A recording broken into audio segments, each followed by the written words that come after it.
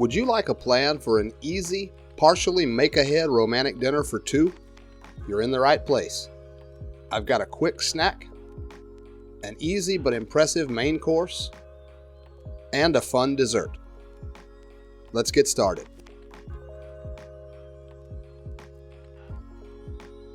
We're going to start with the make-ahead part of the dessert. Get a handful of strawberries and chop them up into small pieces. Get them into a bowl. This is optional, but it adds a little brightness. Zest enough of a lemon to get a couple tablespoons and put it right in. Pour in a few tablespoons of sugar and optionally some orange liqueur. You could use orange juice instead or just leave it out. Stir this all up, cover with plastic wrap, and put in the fridge overnight.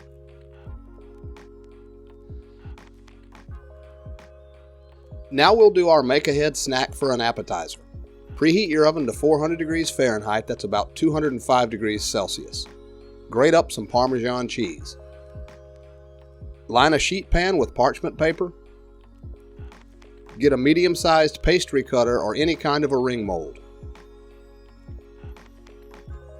Sprinkle in a couple tablespoons of grated cheese and lightly press down. Keep going until you've got a dozen or so, or however many you want. Use as much cheese as you like. Get these into the center of your preheated oven and bake for 3 to 5 minutes or until golden. Watch them carefully now. When they've cooled, get them into an airtight container and let them hang out overnight. Now it's the day of, we'll make our main course. Get that oven back to 400 degrees Fahrenheit, 205 Celsius, and lightly flour your work surface. 1 sheet from a package of frozen puff pastry. Dust it with a little more flour and roll it out very lightly to smooth out the creases.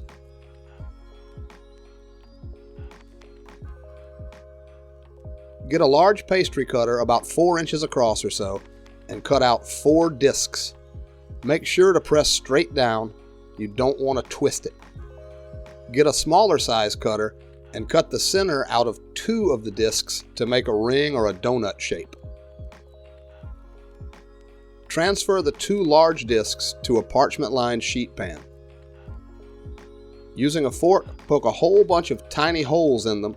This will somewhat help keep the bottom of the cup from rising too much. Using a pastry brush or just your fingers, give them a light coating with a beaten egg. Carefully transfer the rings on top and lightly press into the egg wash to seal. There are different styles of pastry cutters. You can use the fluted ones if you have those, or you could even just use a knife and cut out squares. It's up to you. Give the tops a final brush with the egg wash. Get them into the center of that preheated oven and bake until golden and puffed into cups. Don't worry if they aren't perfect. Set them aside while we do the rest. Get some shrimp, grab the legs, and twist the peels off.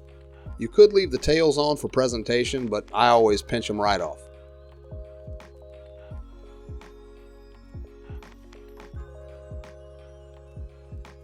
Carefully use a paring knife to cut along the back of the shrimp and remove the vein.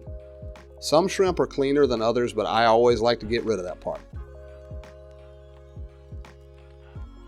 Season your shrimp up pretty generously with salt and pepper. Both sides now, just like Joni. Get some butter into a saute pan over medium heat and let it melt. Add in your shrimp and let cook until just pink, about 1.5 minutes per side.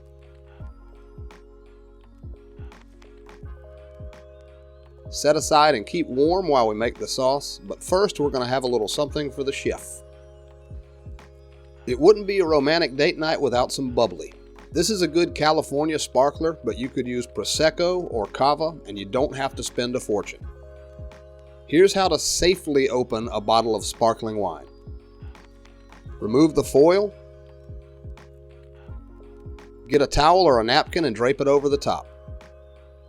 Put your thumb on the cork and fold the napkin back over. Twist the little metal thingy, it's called the cage, to loosen it up. Drape the napkin back over and don't take your hand off of the cork. Slowly twist the cork and the bottle in opposite directions while pulling on the cork. You'll feel it start to be pushed out of the bottle. It shouldn't pop, it should make a sort of a whooshing sound. Now you can pour a couple of glasses to celebrate. If you found that little tutorial helpful, click that subscribe button and turn on those notifications for more. I really appreciate you helping grow my channel. Now we can make the butter sauce. Dice up a shallot as finely as you can and get it into a saucepan.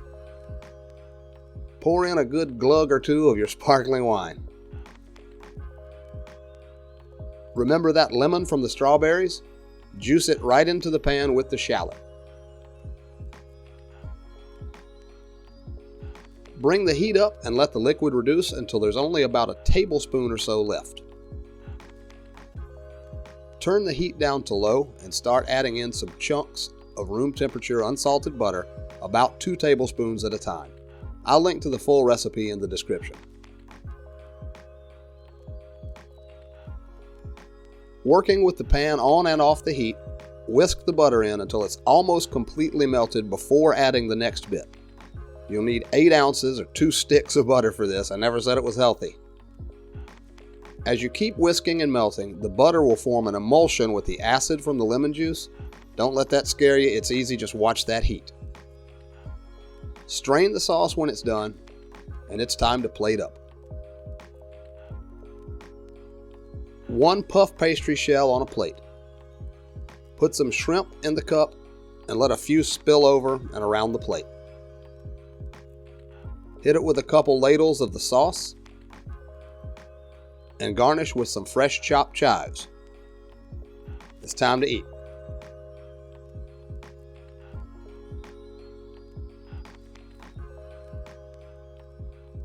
After dinner, you can finish dessert. It comes together literally in about a minute. Get a small glass and crumble in a thin layer of store-bought pound cake. Spoon in some of our strawberries from yesterday. Now you can pipe or spoon in a layer of store-bought whipped topping. Do all of that again and enjoy the rest of the meal that you've worked so hard for. I hope you enjoyed the romantic dinner for 2. If you'd like a full-on version of a strawberry shortcake dessert, click on this video right here, and I'll see you there.